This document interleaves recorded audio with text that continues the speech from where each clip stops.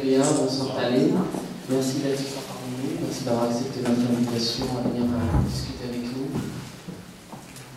Bonsoir à tous, merci d'être présents ce soir pour échanger dans la librairie Résistance, qui a eu la gentillesse de nous accueillir ce soir.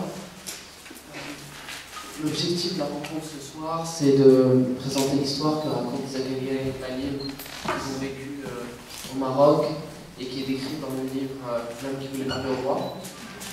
Puis rapidement laisser la parole au public pour échanger avec Zakaria et Talib. Mais avant de laisser place à nos invités, on aimerait revenir sur quelques éléments de contexte concernant le militantisme au Maroc et plus spécifiquement la lutte pour les droits de l'homme, dont l'interdiction des châtiments corporels est un droit fondamental. Il y a quelques années, avec l'arrivée de Mohamed VI, salué par une grande partie des médias occidentaux, notamment ici en France, il y a eu beaucoup d'espoir et beaucoup d'attentes de la part des citoyens marocains. Mais ces attentes ont rapidement fait place à la déception. On constate au jour le jour, auprès des militants et l'ensemble des citoyens, que la répression continue et qu'elle alimente un climat non respectueux des droits basiques auxquels aspire légitimement le peuple marocain. Ces droits peuvent être la liberté d'expression, la liberté d'exprimer ses positions politiques, critiquer le système, ou juste demander l'application de la loi. Et donc ces dernières années, cette répression a pu prendre plusieurs formes. Interdiction de sortie du territoire, refus de délivrer des papiers d'identité pour des journalistes, interdiction de colonies de vacances organisées par des associations que le Maroc n'accepte pas, l'emprisonnement politique, l'emprisonnement de militants du milieu associatif. Et parmi ces formes de répression, la plus violente et sans aucun doute le recours violent et fréquent à la torture. Amnesty, ces dernières années, entre 2010 et 2014, a pu en dénombrer 173. Ça, c'est juste ceux qu'Amnesty a pu dénombrer.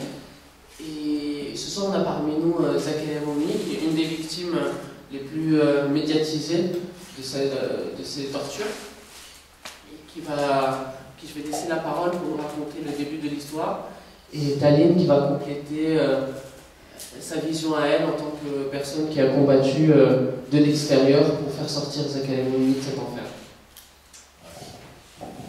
Bonsoir à tous. Donc je me présente Zakaria Moumi, victime de torture au Maroc. Alors tout a commencé en 99. Je suis devenu champion du monde de kickboxing. J'étais le seul Marocain, le seul Arabe et le seul Africain qui a gagné ce titre mondial dans ce championnat du monde. Et j'étais le plus jeune car j'avais que 19 ans. Et aussi le seul Marocain, tout sport confondu, sous le règne de Mohamed VI. Donc une fois que je suis retourné au Maroc, j'ai demandé à la fédération et au ministère de la Jeunesse et des Sports qu'est-ce qu'ils peuvent faire pour un champion du monde, parce que je voulais me consacrer en plein temps à ce sport et à représenter mon pays.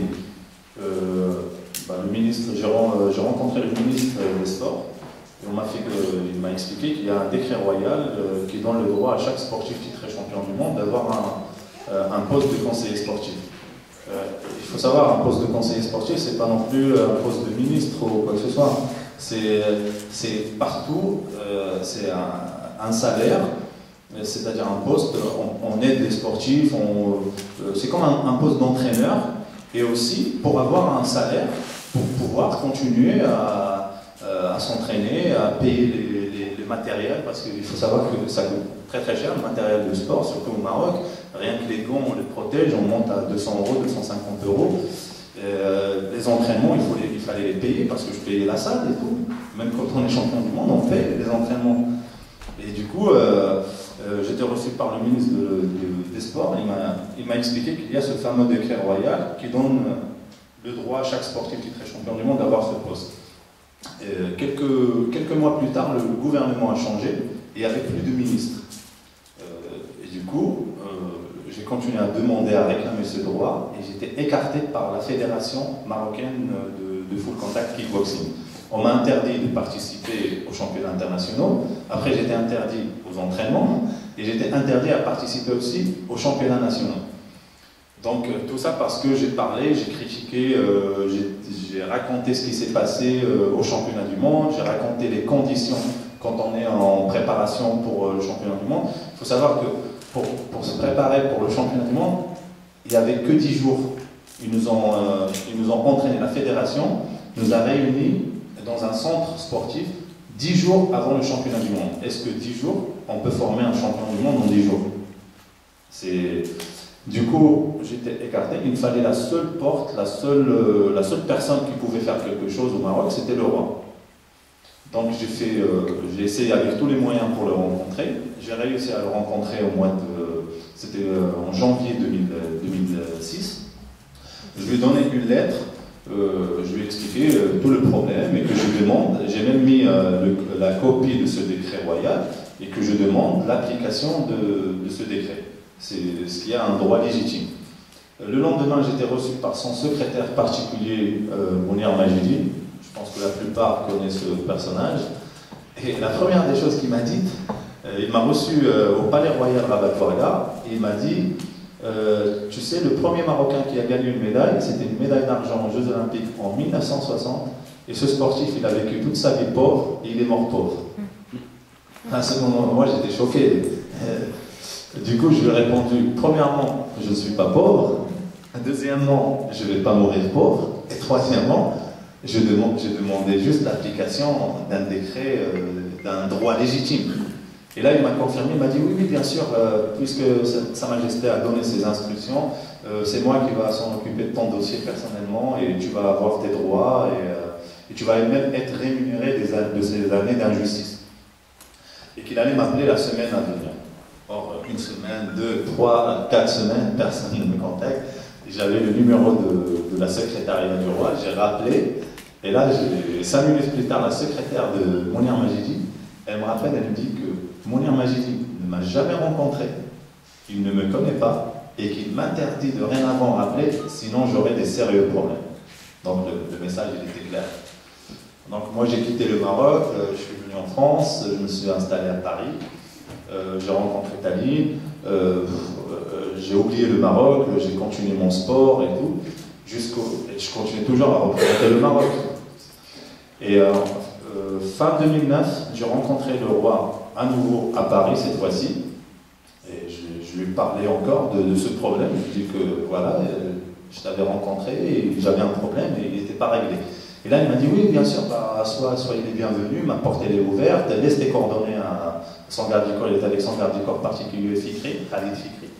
Il m'a dit laisse tes coordonnées, on va t'appeler et viens me voir, soyez les bienvenus, comme ça.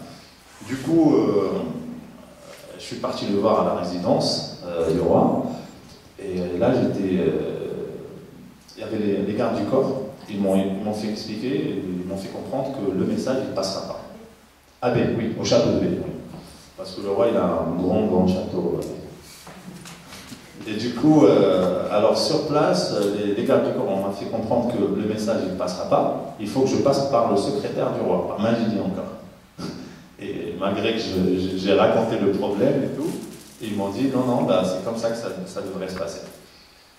Donc je suis parti voir Mounir Majidi parce qu'ils m'ont donné le numéro de téléphone et l'hôtel. Il se trouvait à l'hôtel Parc Viayat Vendôme à Paris. Et quand je l'ai appelé, la première des choses, il m'a dit encore bah, est-ce que moi je t'ai promis quelque chose? Le roi qui t'a promis, bah, va voir le roi. Comme ça. Il m'a dit pourquoi tu viens me déranger moi? Donc c'est comme si lui il est devenu roi et que c'est le roi et le secrétaire. Il a renversé les rôles. Donc je suis retourné voir les fameux gardes du corps. Ils étaient déjà au courant parce qu'ils les a appelés. Et ils m'ont dit comme ça clairement, ils m'ont dit qu'on a reçu l'ordre de fermer toutes les portes devant toi, le message ne passera pas. Bah, j'ai dit ok, merci. Je suis retourné. J'ai appris que le roi était en France le mois de janvier 2010. À ce moment-là, j'ai demandé l'autorisation à la préfecture pour avoir un document officiel. Et pour manifester. Et on est parti, je suis parti avec Tani. On est partis tous les deux. Elle est restée dans la voiture, moi je suis sorti dehors. Dès qu'ils m'ont vu, bon, ils sont venus en courant, ils étaient paniqués, énervés, très énervés. Du coup, ils ont compris que je ne vais pas bouger d'ici. Ils ont appelé la gendarmerie française et tout. Il y avait un camion de gendarmes qui sont arrivés. Je ne sais pas ce qu'ils ont dit. Et après, les gens, quand ils sont arrivés, j'ai montré mes papiers. J'étais en règle. Et j'ai même montré que j'ai même une autorisation de la préfecture de pouvoir manifester avec des banderoles, avec mégaphone. Moi, j'ai rien. Je suis juste là pour passer un message. Le but, c'est de passer un message au roi. Et du coup, quelques heures plus tard, il y avait le fameux secrétaire du roi, Mounir Majdi, qui est venu me menacer devant tout le monde. Il m'a dit clairement, il m'a menacé devant, il m'a dit « T'as de la chance d'être en France. Si tu étais au Maroc, on t'aurait déjà fait la peau. » Pour moi, les années de plan, c'était fini, l'époque de Tasman Mart et tout, c'était fini. Pour moi, c'était juste pour m'intimider, pour que je parte et tout. Et voilà, et je n'ai jamais imaginé qu'en 2010, sous le règne de Mohamed VI, on peut encore torturer ou faire disparaître des gens. J'étais vraiment naïf. Du coup, je suis rentré, j'ai laissé tomber, je n'ai pas fait attention à ce qu'il m'a dit.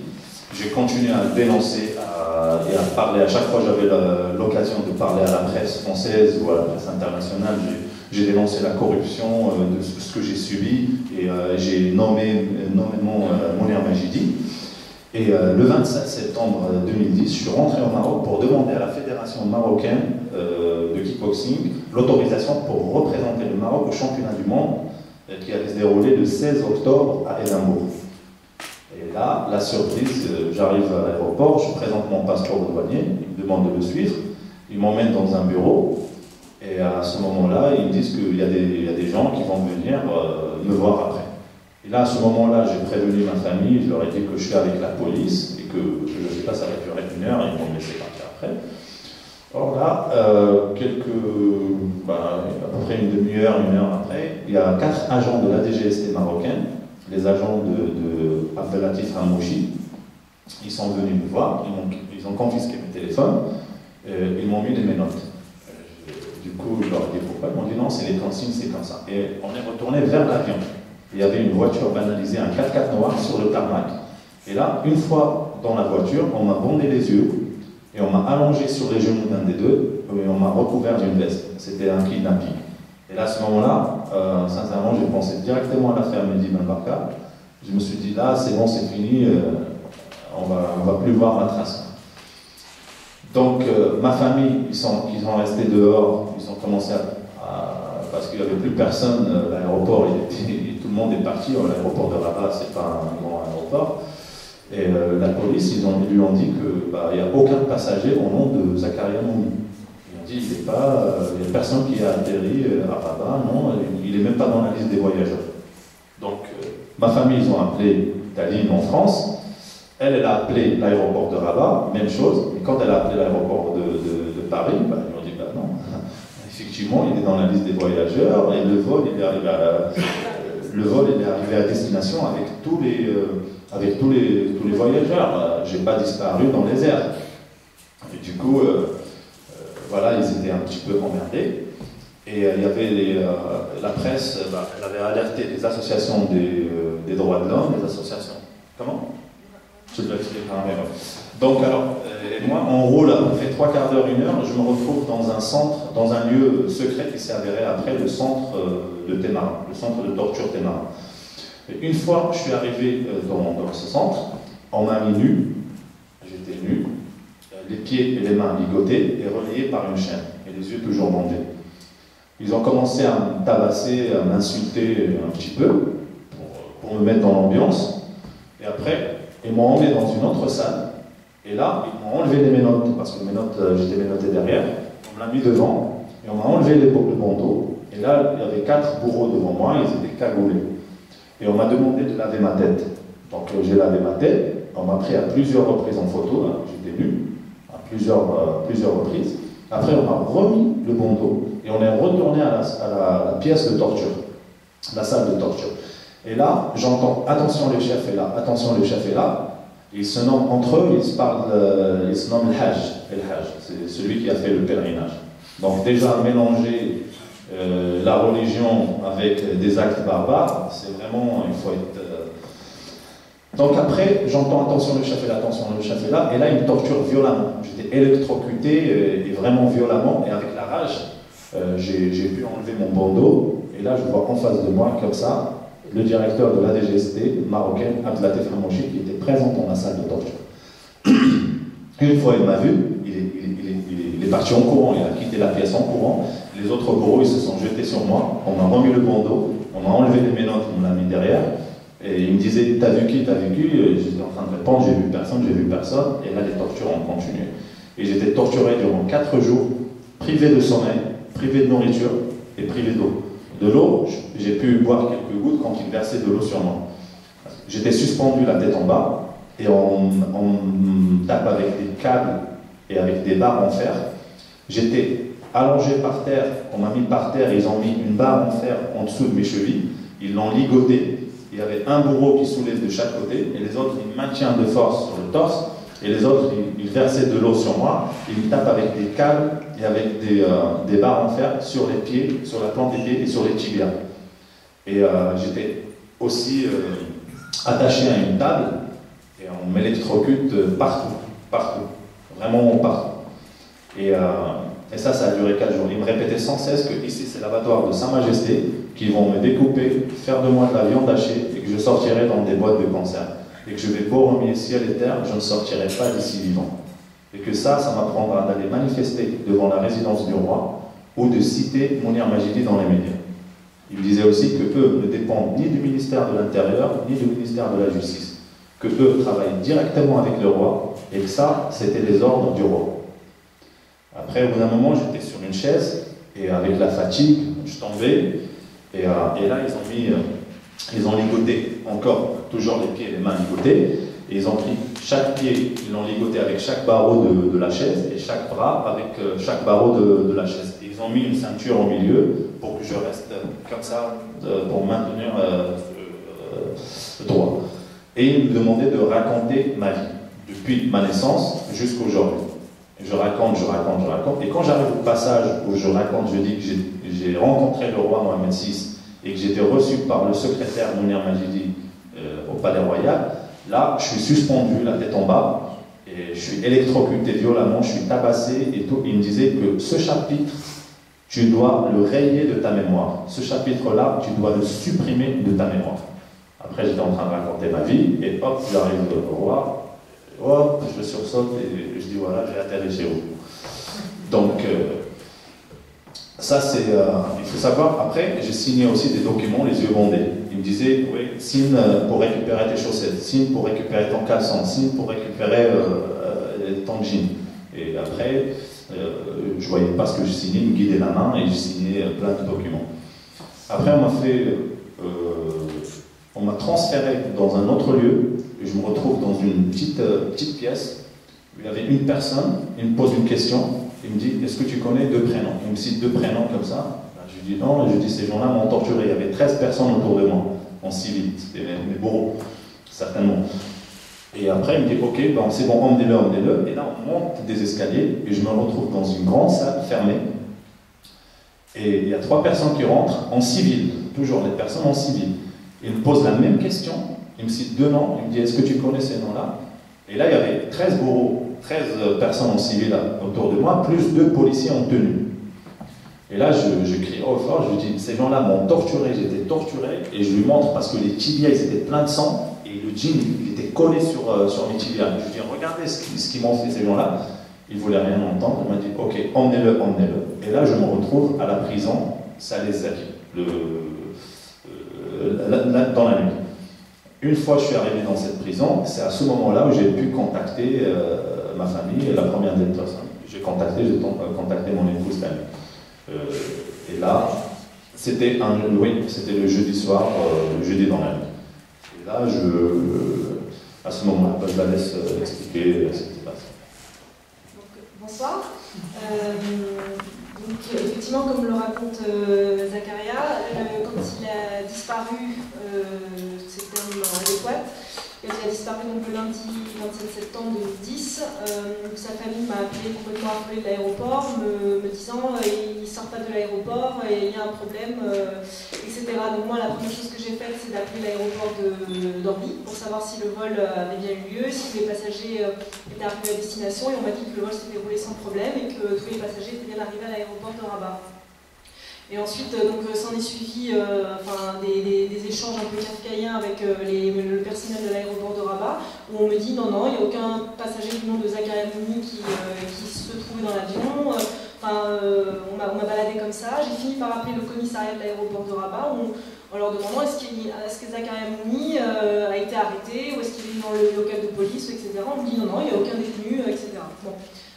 À ce moment-là, j'ai compris que vraisemblablement il allait se passer quelque chose de très grave et que c'était pas normal. J'ai appelé donc le consulat de France à Rabat et l'ambassade, et je me souviens plus quel fonctionnaire, mais une agent qui devait être au standard ce jour-là m'a dit « Oh, mais vous inquiétez pas, si votre mari est en garde à vue, vous aurez des nouvelles 24 heures, c'est comme en France, c'est la même procédure. » J'ai dit oui, non, là je mange, j'ai dit là je pense qu'il y a un problème et c'est pas normal.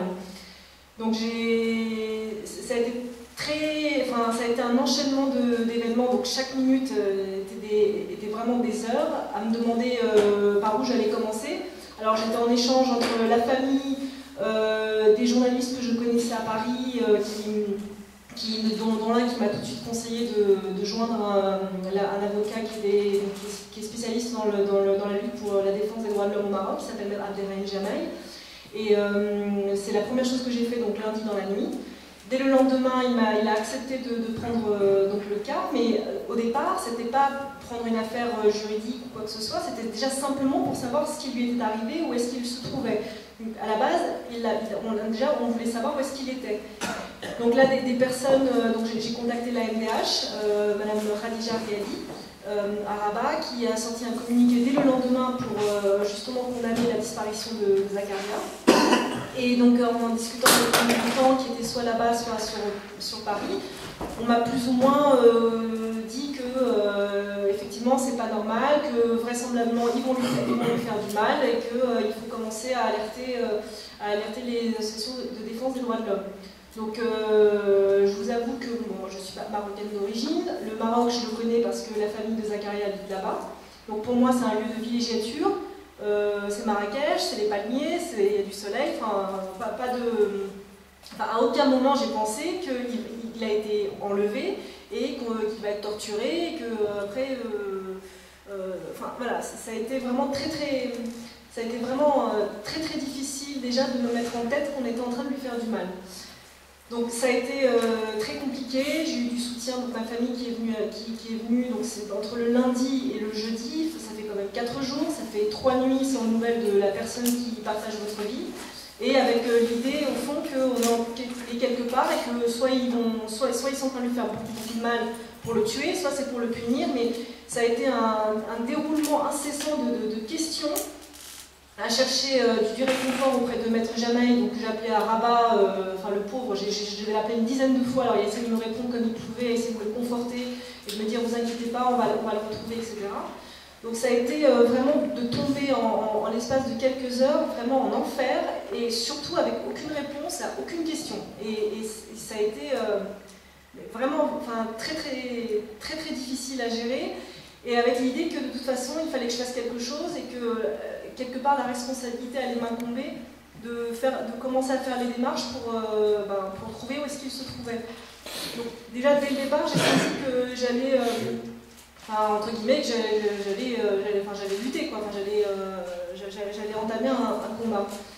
Et finalement il m'appelle donc le jeudi 30 septembre dans la nuit, il me dit je suis dans une prison, on m'a fait du mal, alors il m'a pas dit tout de suite tout en détail ce qu'il lui avait fait subir. Je l'ai senti complètement déboussolé au téléphone, il avait que quelques secondes et il m'a dit voilà je suis vivant, je suis là, mais je suis en prison, je sais pas pourquoi je suis là. Et là je me suis dit non mais c'est pas possible, ils lui ont fait du mal parce que voilà, il fallait qu'il lui donne une bonne leçon pour qu'il se taise. Alors au départ on était dans cet esprit-là et une espèce de semblant de procès avait eu lieu qui avait duré 30 secondes et donc soi-disant un jugement allait être rendu le lundi 4 octobre. Donc moi je me suis dit, le lundi 4 octobre, on va s'apercevoir que la procédure n'a pas du tout été respectée, qu'il a été kidnappé, c'est un kidnapping, qu'il a été torturé, et puis bon, voilà, ils l'ont mis quelques jours en prison, puis le lundi 4 octobre, ils vont le sortir. J'ai vécu sur cet espoir-là les 2 jours suivants, Entre-temps, Maître Jamaï l'a visité en prison, et donc il a constaté les blessures, etc. Donc j'étais tout le temps en contact avec lui.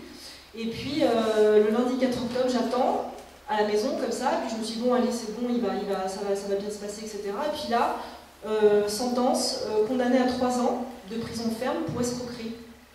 Je me suis dit mais il est tout 3, ça veut dire quoi? Ça veut dire je vais pas le voir pendant 3 ans, c'est quoi le problème? Je me suis dit mais c'est pas possible d'avoir fait tout ça, d'inventer tout un procès. Et puis tout de suite, Maître Jamaï m'a expliqué que le procès avait été complètement fabriqué, qu'il était complètement ubuesque, le procès verbal devait faire 26 pages et c'était complètement kafkaïen ce qu'il y avait à l'intérieur. Et je me suis dit, ah non, mais alors là, en fait, ah oui, donc ils ont vraiment décidé de nous gâcher la vie, quoi. Et je me suis dit, mais je commence par où, en fait? J'étais contente de savoir qu'il était... je crois que j'ai éteint le micro.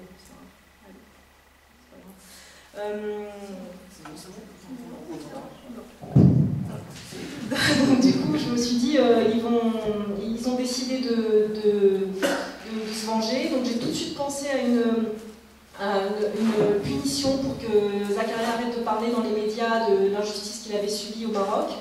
Le fait qu'il avait dénoncé la corruption de Mounir Majidi, qu'il l'avait dénoncé nommément, précisément, qu'il avait dénoncé aussi auparavant la corruption dans la fédération de kickboxing, parce que d'abord c'est son milieu, c'était le sport. Donc je me suis dit, alors d'accord, voilà, donc l'État marocain nous a déclaré la guerre, mais moi je suis toute seule, comment je vais faire? C'est un État. Donc j'avais Maître Jamaï, j'avais tous les militants des associations de défense des droits de l'homme au Maroc. En France, j'ai contacté Human Rights Watch, le bureau de Paris, Amnesty International, la FIDH, etc. Donc les militants avaient des paroles très réconfortantes, mais en même temps assez dramatiques, puisqu'on me disait, mais voilà, vous allez vous battre contre un État. Donc ils ont la justice, ils ont la police, il est encore entre leurs mains, et de toute façon, il va falloir vous battre. Mais si j'avais su que ça allait durer 18 mois, je ne sais même pas comment j'ai fait pour tenir. Et effectivement, ça a été une véritable guerre de tranchées. Et heureusement que je ne l'ai pas su tout de suite, puisque en fait, on a vécu l'un comme l'autre avec des échéances. À chaque fois, on se disait, alors voilà, là il va y avoir l'appel, et ben, ils vont se rendre compte qu'ils ont fait entre guillemets une connerie. Ils vont sortir, etc. Donc on vivait à chaque fois sur les échéances, comme quoi bon, bah, ça allait se régler, et puis qu'il allait... Et en fait, non. Et à chaque fois, c'était les montagnes russes. On avait un espoir qui, tout de suite derrière, était complètement démoli. Les ONG donc, ont commencé à sortir des rapports sur l'affaire de Zakaria. Et puis les médias, que ce soit les médias français, les médias internationaux. Et à chaque fois, pour nous, c'était une victoire quand il y avait un article qui sortait dans la presse ou qu'il y avait un reportage qui était fait sur son affaire. Donc l'affaire a été très très médiatisée. Mais moi, je vivais avec cette crainte à Paris que si un article, par exemple, sortait, que lui se trouve toujours entre leurs mains et qu'il pouvait très bien se venger sur lui et qu'on ne pourrait rien faire. Donc j'étais à chaque fois tiraillée avec ce genre de questionnement. Et ce qui nous a permis de tenir l'un et l'autre, en fait, c'est parce que pas forcément tous les soirs, mais à l'intérieur de la prison, il arrivait à se débrouiller de temps en temps un téléphone portable, parce qu'il n'y a pas de cabine publique dans les prisons marocaines. Et il arrivait à me joindre, donc ça pouvait durer quelques secondes, c'est comme ça pouvait durer plusieurs minutes. Et c'est ce fil-là, en fait, ce lien-là qui, au quotidien, moi, m'a permis de tenir, puisque parfois c'était lui qui me réconfortait de l'intérieur de la prison, et moi qui étais en train de pleurer à l'autre bout du fil. Et ça a été comme ça pendant les 18 mois où il était en prison. Sachant que je suis allée le voir qu'une seule fois à Rabat, au bout de 8 mois. Et avec une crainte de ne pas reconnaître mon mari, de me dire bah, il va être diminué, il va plus paraître, peut-être qu'il ne va pas me parler, enfin, beaucoup d'interrogations. Et au final, bon, je l'ai retrouvé comme je l'avais quitté, mais je me suis dit, mais qu'est-ce qu'il fout là quoi, enfin, c'est quoi toujours cette interrogation, ok, je suis en train de combattre. Oui, il a été victime d'une injustice, mais au final, en me posant la question, mais pourquoi? Enfin, qu'a-t-il fait, quoi? C'est que cet État, ils n'ont pas peur du ridicule. C'est vraiment... Parce que dans l'arrêt d'appel, c'est mentionné que j'étais torturé durant 4 jours. C'est retranscrit dans l'arrêt d'appel que j'étais torturé durant 4 jours et que j'avais signé des documents les yeux bandés, et même les propos de mon avocat, Maître Abdelrahim Jamel, comme quoi il avait mandaté un huissier de justice pour trouver, soi-disant, ces pseudo-plaignants qui m'accusaient d'escroquerie. Les noms et les adresses ils étaient introuvables ces mots-là. Donc c'était vraiment un complot. Et si on revient sur ce complot monté, fabriqué de toutes pièces par la DGST marocaine, ils disent dans leur procès que j'étais recherché par la police à partir du 2 février 2010. Et moi, je suis rentré le 12 février 2010 au Maroc, à Casablanca, et j'étais arrêté, interpellé par 5, stoppé. J'étais stoppé et emmené dans un bureau à l'aéroport de Casablanca. Et j'étais entouré par 5 agents de la DGST marocaine qui m'ont demandé pourquoi j'ai manifesté devant la résidence du roi, pourquoi je cite Mounir Majidi dans les médias, et on m'a forcé à signer un document, c'était un papier comme ça, on m'a forcé à le signer, comme quoi je ne manifesterai plus jamais devant la résidence du roi, et je ne citerai plus jamais Mounir Majidi dans les médias, sinon je serai poursuivi pour motif atteinte à la sacralité. Ça veut dire atteinte à la personne sacrée du roi. Après, on m'a laissé rentrer au Maroc. Je retourne le 15, ils m'arrêtent de nouveau pour le même motif, atteinte à la sacralité du roi, et après ils ont passé quelques coups de fil, ils ont vu qu'on m'a fait signer ce document, et on m'a laissé partir. Donc, si les Marocains ils disent que j'étais recherché à partir du 2, pourquoi on m'a pas arrêté pour escroquerie le 12, et le 15 aussi? Et aussi, et la preuve aussi matérielle, parce qu'il y a ça, et j'ai les tampons sur le passeport marocain. Et aussi, quand je suis rentré le 16, j'étais convoqué au ministère de l'Intérieur français et ils ont un rapport détaillé sur tout ça. Ils ont un rapport détaillé par rapport à ce document qu'on m'a forcé à signer et de ne jamais manifester devant la résidence du roi, de ne jamais citer Mounir Majidi dans les médias et sinon je serais poursuivi pour motif atteinte à la sacralité. Donc l'État français, elle sait très bien, elle sait d'avance ce qui s'est passé. Donc, revenons sur... comment? Oui, et donc, tout le monde le sait, les associations internationales des droits de l'homme, Amnesty International, Human Rights Watch, l'AIFIDH, l'AMDH, d'ailleurs, je tiens à remercier beaucoup Khadija Riyadi, parce qu'elle était tout le temps présente à chaque procès, à chaque passage devant le tribunal, elle était là. Vraiment, c'est la première personne que je voyais à Rabat. Ah oui, c'était à Rabat. Et elle était tout le temps là. Et même, il y a des observateurs de toutes ces associations, ils ont fait des rapports, ils ont rapporté ce que j'avais dit devant le juge.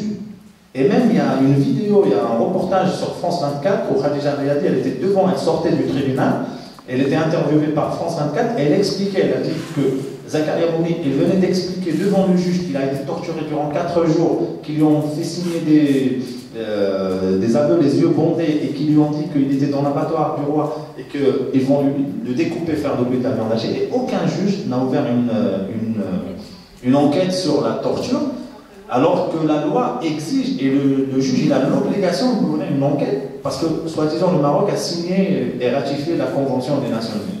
Mais le Maroc, il joue sur 2 vitrines. C'est que, sur les papiers, c'est le plus beau pays dans le monde.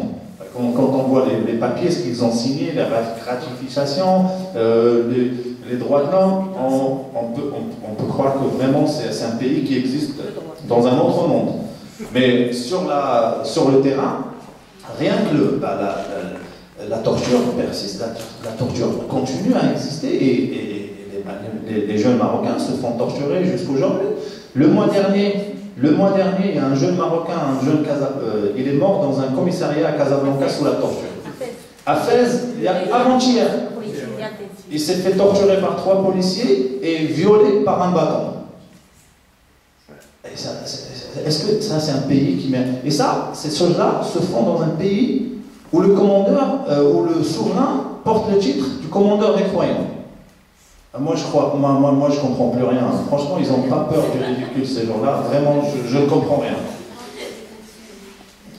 Ils torturent, ils s'appellent Hajj, ils violent les gens, et c'est le pays des commandeurs des croyants.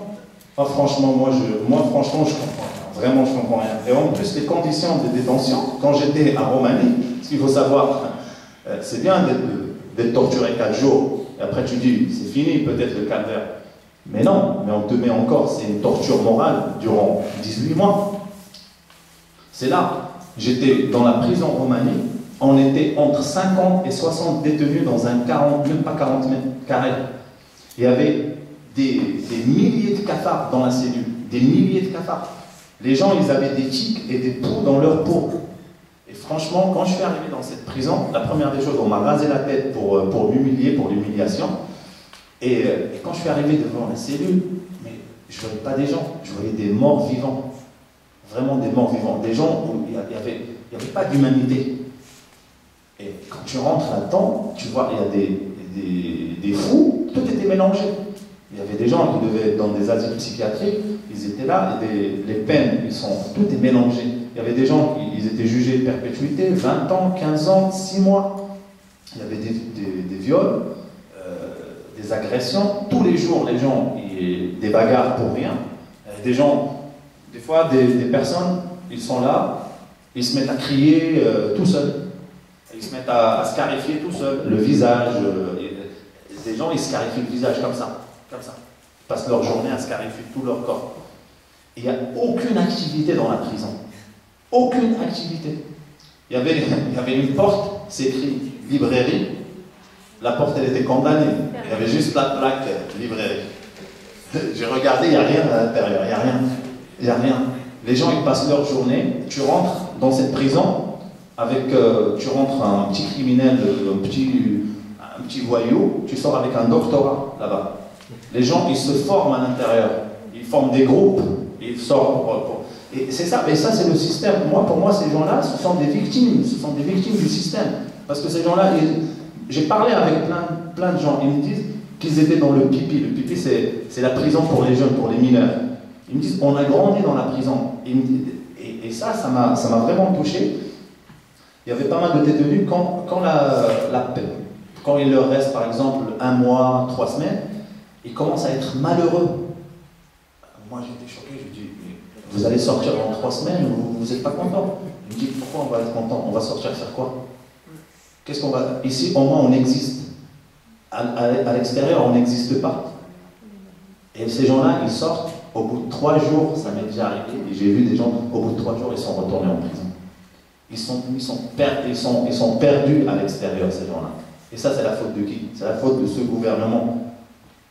Donc, et pour revenir sur le centre de torture, d'ailleurs, le fameux centre de torture Temara, que l'État nie toujours, il est reconnu officiellement par les États-Unis. Parce que les Marocains sous-traitaient la torture pour les Américains dans ce centre-là.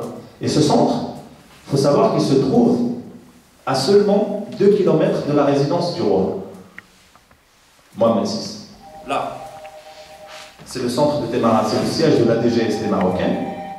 Et là, c'est la résidence du roi Mohamed VI. On dirait qu'il se trouve au fond de son jardin. Donc, je pense que même quand j'étais en train d'hurler, il pouvait m'entendre de là où il dormait. Et il faut savoir aussi une chose, une photo.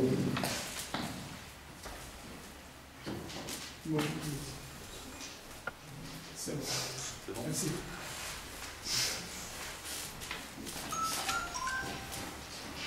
Donc après, oui. Alors après, comment le projet de la grâce, comment le roi m'a envoyé ses émissaires, c'est-à-dire, il y avait un émissaire qui est venu me voir, qui s'appelle Adil Belgaïd, il est venu me voir en prison. Il m'a expliqué que le roi a pris connaissance de mon affaire et qu'il sait que je suis innocent et qu'il va me gracier le jour de mon anniversaire et me recevoir et juger des tortionnaires. Alors moi j'ai dit, wow, ça veut dire que le roi a pris connaissance de tout ça, c'est très bien. Par contre, il m'a dit, par contre, il faut que tu parles à ton épouse, qu'elle lève un peu les pieds sur les médias et les ONG. Voilà, j'ai dit, on n'est pas d'accord. J'ai dit, ma femme, elle va lever les pieds sur rien du tout. Et je lui ai dit, tu vas aller la voir à Paris pour lui dire ça. Parce qu'il m'a dit, tiens, tu peux lui demander. Je lui ai dit, non, mais c'est interdit le téléphone. Il m'a dit, tiens, appelle. Je lui ai dit, non, moi je respecte la loi, c'est interdit. Je lui ai dit, tu te déplaces, tu vas la voir. Parce que moi j'étais fier qu'il vienne me voir. Parce que c'est moi la victime, c'est nous les victimes. Je suis en prison et le roi baisse sa tête et on m'envoie son émissaire pour me demander de parler à mon épouse qu'elle lève le pied. Ça, c'est une fierté pour moi. Et il est venu à Paris. Il lui a demandé la même chose et on a pu enregistrer tout. Parce que je l'ai eu le soir par téléphone et on a tout l'enregistrement de toute la conversation. Et en plus, il lui a même donné l'exemple. Il lui a donné l'exemple de Mehdi Ben Barka. C'était pour, soi-disant, pour l'intimider. Il a dit, vous savez, même en France, ça veut dire que les Marocains, ils ont le bras long. Il lui a dit que, vous savez, vous connaissez l'affaire Mehdi Ben Barka. Eh ben, il y a des Marocains qui sont venus le massacrer ici en France et ça a été prouvé et que ces gens-là vivent comme des milliardaires au Maroc. C'est comme ça le système, c'est comme ça, il y a des gens puissants. Et ça, on a cet enregistrement. Après, j'étais gracié, effectivement, j'étais gracié le jour de mon anniversaire. L'entretien a duré 1h30, c'était dans un café à Paris, donc effectivement j'ai enregistré. Et au final, j'ai beaucoup laissé parler et on n'a rien levé du tout au niveau des médias. Et oui, quand bien même, ils ont quand même. Alors, le roi a gracié Zakaria le jour de son anniversaire, et le côté symbolique, donc le 4 février 2012. Et puis, il est rentré donc, le 9 février. Vas-y. Donc j'étais gracié le jour de mon anniversaire. Et le soir même, ce qu'il faut savoir, ces gens-là, franchement, je ne comprends pas comment ils fonctionnent.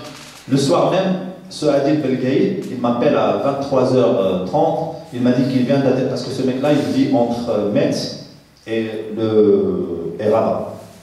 Il m'a expliqué qu'il vient d'atterrir à l'aéroport et qu'il faut absolument, qu'il veut me voir. Je lui dis, bah non, je suis avec ma famille, je venais de sortir et tout, on se voit demain. Il m'a dit, non, non, j'ai un cadeau, j'ai un message de Sa Majesté et un cadeau. Donc, je lui donne l'adresse, j'étais chez ma grand-mère, il vient me voir. Il me donne un parfum, Hermès, et une montre Police. C'est le cadeau de Mohamed VI. Et il me dit, voilà, maintenant, il faut que tu fasses attention, parce que quand je suis sorti, l'après-midi, j'ai fait 3 interviews en direct, mais du Maroc. J'ai fait un avec France 24, et avec Europe 1, et je ne sais pas le troisième avec RFI. Il m'a dit, maintenant, il faut que tu sois prudent un peu, les médias, ils veulent t'utiliser, voilà, et il commence à me sortir plein de choses. Ouais, j'ai dit, ok, vas-y, il commence à me raconter. Il me disait que demain, il faut absolument me voir pour me montrer son club de sport à lui. Parce qu'il me disait, maintenant, il faut que tu tapes un proverbe marocain, il faut que tu tapes le fer au moment où il est chaud. Il m'a dit, comme quoi, je peux avoir un club au Maroc, et c'est important pour eux que j'ai un club au Maroc. C'est un État qui se soucie des citoyens, c'est magique. C'est important pour eux que j'ai un club au Maroc. Donc le lendemain, il m'a harcelé au téléphone, et du coup je lui dis ok, on s'est donné rendez-vous. Son club il est à Salé El Jadida. Donc j'arrive, il me fait visiter son club. C'est un club, c'est un petit complexe qui fait 1000 mètres carrés. Au rez-de-chaussée, il y a une grande salle de sport. Au premier étage, il y a une autre salle. Et au deuxième étage, il y a une salle des fêtes. Un petit pressing. Je leur explique. Et un petit café. Donc, il m'a dit, tu peux demander un truc comme ça, ou plus grand, ou au moins, c'est à toi de voir. Voilà, du coup, moi je l'écoute, je dis, écoute, moi la première des choses, je dois rentrer, voir ma femme, et voilà, je ne peux pas penser à ça. Et le lendemain, ça a continué. Du coup, je suis rentré le 9 février, je suis retourné en France. Et la FIDH m'a organisé une conférence de presse le 21 février pour la demande de la réhabilitation. Donc, ce jour-là, j'ai demandé audience directement et ouvertement au roi Mohamed VI pour lui raconter ce qui se passe dans son royaume et à seulement 2 km de sa résidence principale. Et en son nom, parce que, il faut savoir, j'étais enlevé en son nom, arrêté, stoppé en son nom pour atteinte à la sacralité, enlevé en son nom, torturé en son nom, parce qu'il disait que c'est l'abattoir de Sa Majesté et c'est les ordres du roi, jugé en son nom aussi, parce que les juges sont, tous les jugements sont prononcés au nom du roi. Et gracié en son nom. Donc depuis le premier jour, le roi me colle partout. Donc j'étais obligé de vouloir le voir face dans les yeux, de le regarder, de lui dire voilà ce qui m'est arrivé chez toi. Et donc j'étais contacté par le directeur du protocole royal et de la chancellerie, Abdeljawad Belhaj. le mec qui est H24 avec le roi. Il m'a expliqué que l'agenda du roi, elle est un peu chargée et qu'il allait reprendre contact avec moi. Ça, c'était fin février. Début mars 2012, le ministre de l'Intérieur de l'époque, Mohamed Al-Ansar, il rentre en contact avec moi, il m'appelle et il m'explique qu'il est mandaté par le roi pour procéder à réparer cette injustice. Et on a tous les enregistrements de ce ministre avec le directeur du protocole royal, avec ce Adil Belgaïd, avec tout le monde. Il m'explique aussi, après on est resté en contact, et il me demande, parce que là dernièrement j'ai vu quelque chose, il parlait d'une lettre envoyée, il disait que moi j'ai envoyé une lettre au Maroc, au ministère, au ministre, je l'ai envoyé à son cabinet, comme quoi j'ai demandé 4 millions, à peu près 5 millions d'euros pour qu'il m'achète un club. Cette lettre-là, on a la copie. Cette lettre, il m'a dit par téléphone, ne me cite pas, parce que je lui dis voilà ce que je veux, le jugement, la poursuite de cette. Il m'a dit ne me cite pas les noms. Envoie-moi par lettre les noms. Le nom de Mounir Majidi, parce qu'il ne voulait pas que je le cite par téléphone, et le nom de Abdelatif Hamouchi. Et non seulement il m'a dit ça, j'ai même l'enregistrement où il me donne son adresse privée. Je ne l'ai même pas envoyé au ministère. Je l'ai envoyé à son adresse, parce que vu la confidentialité, je l'ai envoyé. Donc, ils disent que moi, j'ai fait un chantage à l'État marocain. Eh bien, si je t'ai fait un chantage et je t'ai demandé de l'argent, 5 millions, pourquoi ne pas porter plainte en 2012? Pourquoi continuer à m'appeler? Ben, le ministre de l'Intérieur, je vais l'appeler, je vais lui dire donne-moi 5 millions, sinon je ne sais pas ce que je vais faire. Ben, il ne va même pas me répondre. Pourquoi il va m'inviter après? Il nous a invités, moi, et mon épouse et moi, pour nous rendre au Maroc du 3 au 6 mars pour avoir audience avec le roi en 2013. Donc au bout d'un an, il continuait à échanger avec nous par téléphone, alors que eux, dernièrement, avec l'affaire de Catherine Gracier et tout, dès qu'ils avaient la moindre des choses, ils ont fait boum dans les médias et tout. Et s'ils avaient quelque chose, ils auraient déjà fait tout. C'est un bon sens, c'est l'État, il utilise vraiment des méthodes de voyous. Donc, on était invités pour avoir audience avec le roi, et avant de nous rendre au Maroc, on a prévenu ici le Quai d'Orsay et l'Élysée de se déplacer. Donc ils étaient informés. Et sur place, il nous a installés à l'hôtel La Tour Hassan de Rabat, mais on n'a pas pu voir le roi parce que... Mais ils m'ont proposé la réparation matérielle. Déjà avant, l'émissaire du roi Adil Belgaïd, il m'a dit tu peux demander au roi ce que tu veux. Et d'ailleurs, cet enregistrement, on l'a publié sur l'Abagiste si je suis. Et la retranscription, elle était aussi on l'a retranscrit dans le Nouvel Obs. Et il me dit que je peux avoir un club à 2 millions d'euros, ici à Paris. Mais il faut que je tourne la page. Quand ils ont vu que je n'ai pas cédé à cette transaction et je n'ai pas accepté l'argent, quand ils m'ont invité, c'était un petit piège pour me dire, voilà, parce qu'ils ont compris que je voulais voir personne. Parce que même le directeur du protocole royal m'a demandé de me recevoir, je lui ai dit ben non. Le ministre de l'Intérieur aussi, j'ai dit non. J'ai dit moi je veux voir une seule personne, c'est le roi. Et au bout d'un an, ils ont compris que je ne changerais pas d'avis, c'est pour ça qu'ils m'ont invité pour voir audience avec le roi. Mais sur place, on n'a pas pu le voir, mais ils m'ont proposé la réparation matérielle, de m'acheter un club à Paris entre 5 et 6 millions d'euros. Mais il m'a dit, il fallait que tu tournes la page, tu tournes définitivement la page de torture. Tu parles plus de torture, et non seulement je dois tourner la page, mais il fallait que je compose avec le commanditaire et le tortionnaire. À ce moment-là, je me suis senti vraiment pris au piège. J'étais chez eux, je ne pouvais rien faire. Ben, j'ai dit oui, bien sûr, c'est une belle offre, je vais réfléchir. Ouais, tiens, on va même donner le nom Club Mohamed VI à Paris. Voilà. Du coup, je pense qu'il a senti que je me fous un peu de sa gueule. Et, parce qu'un club Mohamed VI à Paris. Et donc, on est rentré en France, et il a continué à m'appeler. Et j'ai même des enregistrements où le ministre de l'Intérieur s'excuse parce qu'il n'a pas donné sa promesse. Et ça, je vais vous le faire écouter. Vraiment, oui, c'est un petit enregistrement, j'aimerais bien vous le faire écouter. Pour voir, est-ce que le ministre de l'Intérieur, comment le ministre de l'Intérieur va s'excuser, demander des excuses à un voyou, apparemment, à un escroc? Ouais, non mais...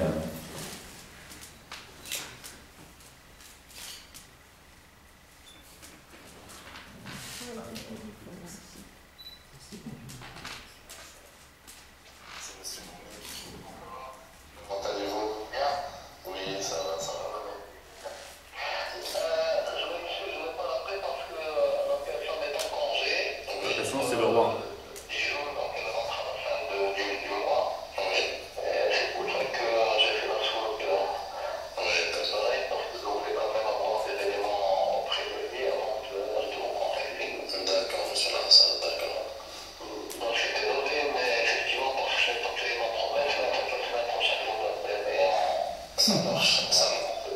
Bon, d'accord. Ok, d'accord, merci monsieur Lanza. Passez une bonne semaine. À la semaine prochaine, merci. Ça, c'est juste un petit enregistrement avec le ministre qui s'excuse, qui me demande des excuses. Pardon, excuse-moi, j'ai pas tenu ça, ma promesse et tout. Donc la liste elle est longue. Il y a d'autres enregistrements qui vont être publiés en temps et en heure pour montrer vraiment toute cette mascarade. Et même que le directeur du protocole royal, on l'entend clairement aussi, il m'explique que ma lettre est transmise au roi. Et quand je lui ai transmis à Sa Majesté, à cette époque-là, il me dit oui, et il me dit que je le remercie, et il me dit que vraiment il le fait par fidélité son boulot à Sa Majesté, comme ça il me dit. Donc pour voir ce gouvernement, au début il essaye de... Comment ? Oui, j'arrive à ça. Donc, une fois, j'ai compris, on m'a fait comprendre que et j'ai même un enregistrement avec le ministre de l'Intérieur où il me dit comme ça aussi que vous me parlez de réparation de la justice, moi je vous dis que la justice, elle est impossible de revenir en arrière. Mais ça va sortir en temps et en heure, bien comme il faut. Et donc, à ce moment-là, j'ai compris que le Maroc ne pourra pas me rendre justice, et c'est à ce moment-là, je me suis tourné vers la justice française, et mes avocats, Maître Patrick Baudouin, président d'honneur de la FIDH, et Maître Clément Spectacle, ont déposé en mon nom une plainte auprès du pôle spécialisé crimes contre l'humanité, crimes de guerre et génocide, le 21 février 2014, pour torture contre Abdelatif Hamouchi et contre Mounir Majidi comme commanditaire. Donc, une fois il y avait cette plainte, l'État marocain a commencé à utiliser un sorti de chantage. Ils ont procédé à des menaces, à des méthodes de voyous, à des méthodes de mafieux. Ils ont commencé à m'intimider, à me menacer avec des photomontages à caractère pornographique, des photos prises à notre insu. Moi, quand on était invité chez le roi et installé par le ministre de l'Intérieur dans cet hôtel, En fait, nous, quand on s'y est rendu, effectivement, on a pris quand même les précautions nécessaires, on n'était pas non plus totalement naïfs. On pensait pertinemment que nous serions vraisemblablement sur écoute dans la chambre d'hôtel, mais qu'à aucun moment on pourrait être filmé à notre insu. Et c'est là qu'on voit aussi toute la bêtise et le fait que le pouvoir marocain n'a absolument rien à opposer par rapport à ce que Zakaria pose comme fait selon lesquels donc, il a été torturé, qu'il a subi un faux procès fabriqué de toutes pièces. C'est qu'ils se sont mis à utiliser des méthodes de basse police, des méthodes de voyous, et à lui faire du chantage, donc textuellement, pour qu'il retire ses plaintes au moyen de photomontage à caractère pornographique.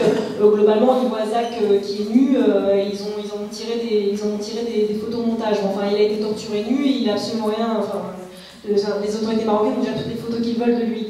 Mais ils ont commencé donc, à entamer ce chantage-là, sans parler des menaces physiques, puisqu'ils sont venus en bas de notre domicile. Donc ils ont à plusieurs reprises sonné à l'interphone à parler en arabe à Zakaria pour lui dire maintenant il faut que tu retires tes plaintes.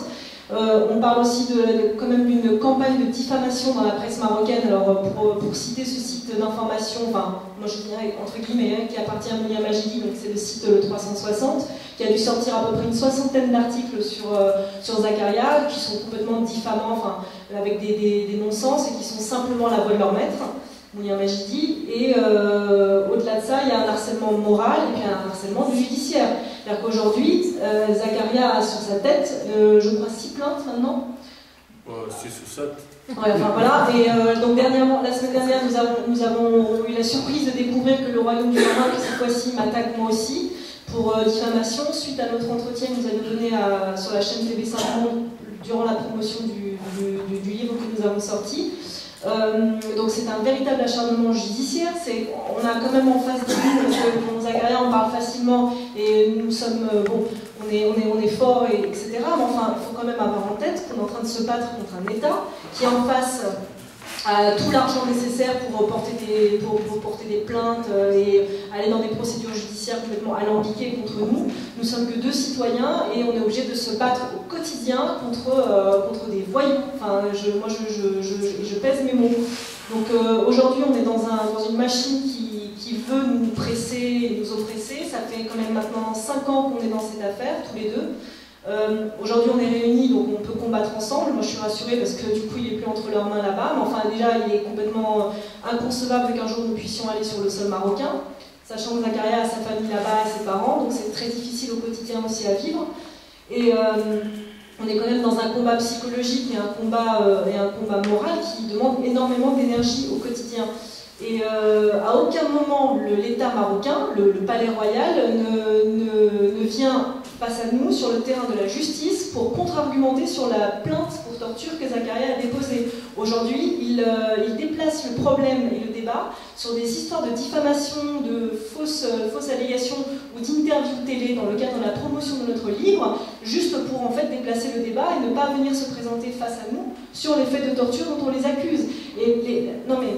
Les faits de torture, c'est important parce qu'il est rentré beaucoup dans les détails, mais on n'a pas inventé le centre de Temara, on n'a pas inventé le nom d'Abdellatif Hamouchi.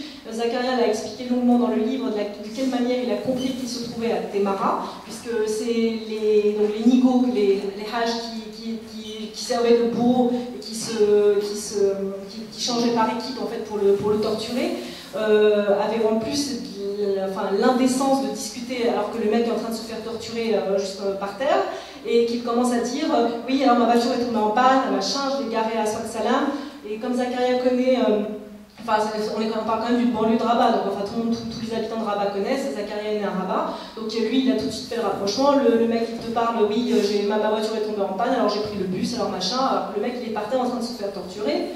Et d'autre part, pour Abdellatif Hamouchi, alors explique comment tu as identifié.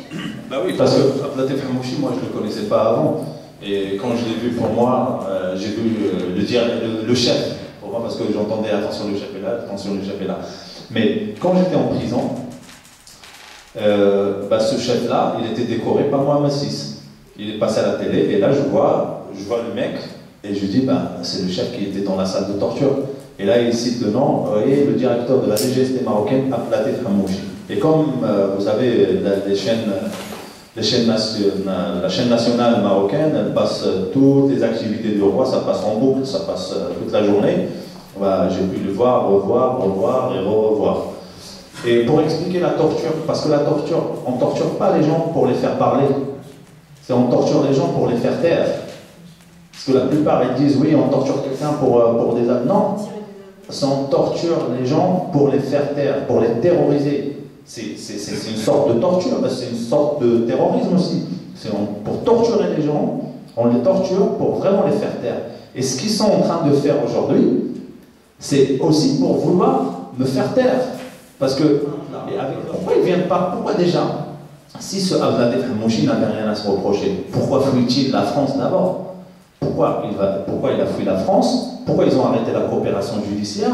Et pourquoi ils ne viennent pas, tout simplement, moi, si quelqu'un m'accuse, je vais venir devant la justice. Moi, je suis là, je ne me cache pas, je suis devant la justice, je les attends depuis un moment. Comment? Oui, et d'ailleurs, parce que, parlons de ce Hamouchi, et la plainte, quand j'ai déposé la plainte, j'ai déposé au pôle spécial des crimes contre l'humanité, il y avait une enquête.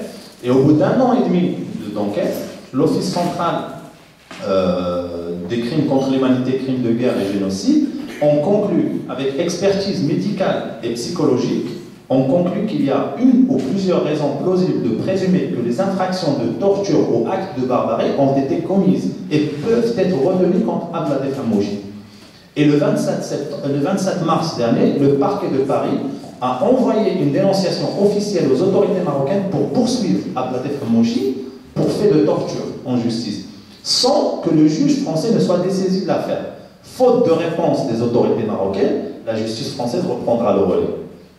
Donc, on attend.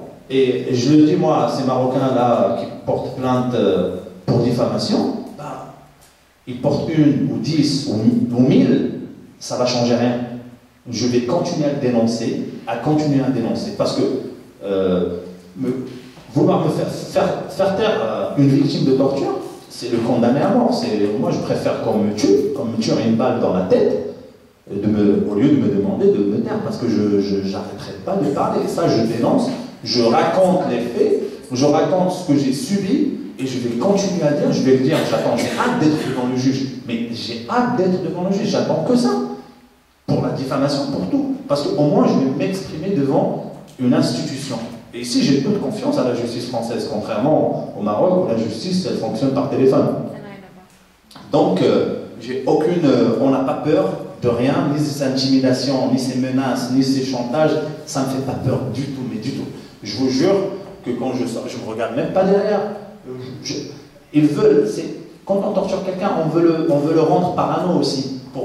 Moi, ça n'a pas marché et ça ne va pas marcher avec nous. Et franchement, je les attends. Et aussi, parce que quand on parle de l'époque de Hassan II, on a des témoignages vivants d'ailleurs. On a parmi nous Midhat Bourikat, qui a vécu dans le ban, l'époque de Hassan II, le ban de Tazmamart. Et on a des témoignages de PF3, des témoignages où Hassan II assistait en personne, des fois, à des séances de torture. Et ben, pour moi, il n'y a rien à changer parce qu'aujourd'hui, sous le règne de Mohamed VI, la torture continue et on a un centre de torture reconnu mondialement et le roi habite à seulement 2 km de ce centre de torture. Donc, rien n'a changé, ni l'époque de Hassan II, ni l'époque de Mohamed VI, ni l'époque de Hassan III ou V. Donc, le Maroc, torture et la torture continue. Simplement pour conclure et puis en revenir aussi à l'objet de la soirée, si on a décidé de publier, de faire paraître notre histoire et ce témoignage, c'est aussi pour laisser une trace dans l'histoire, de dire que aujourd'hui nous sommes des jeunes, on a l'énergie, on peut combattre et comme Zakaria le dit, on n'abandonnera jamais.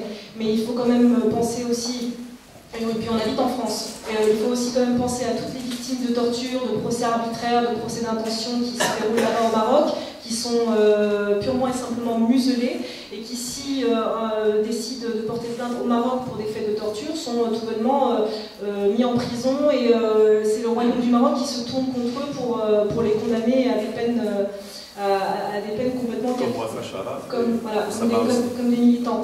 Et simplement, j'aimerais mettre l'accent dessus, c'est que si ce livre aussi on l'a fait, c'est parce qu'à l'origine, quand même, on a quelqu'un qui est ni militant, ni homme politique, ni journaliste. Là, on parle d'un athlète, un sportif, qui en plus a rapporté des médailles pour son pays, qui a véhiculé une image positive pour la jeunesse de son pays et pour le royaume du Maroc, et qui au final se retrouve avec le déshonneur, on le torture, on essaie de le fracasser et de le détruire, juste parce qu'un personnage haut placé qui s'appelle Mounir Majidi a décidé de se venger personnellement.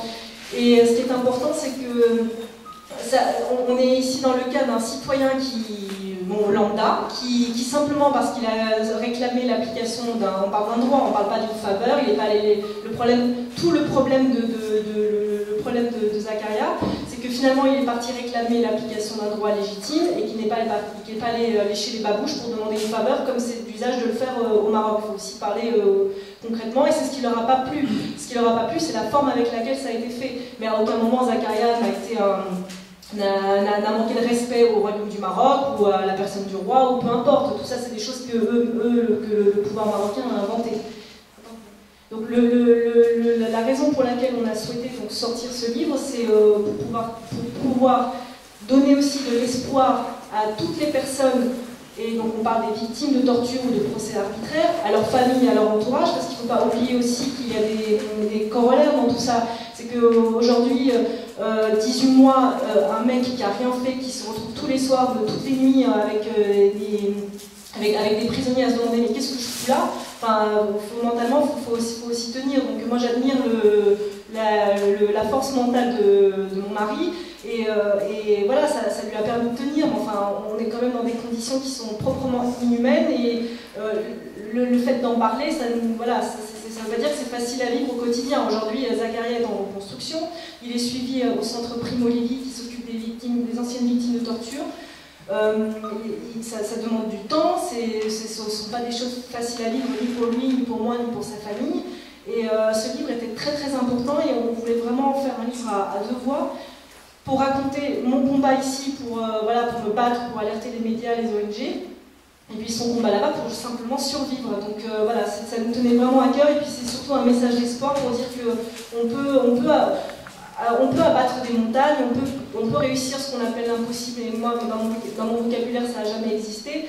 Mais ils ont essayé de nous détruire et non, ils n'ont pas réussi. Et puis ils réussiront jamais. Et là, je rejoins Zakaria.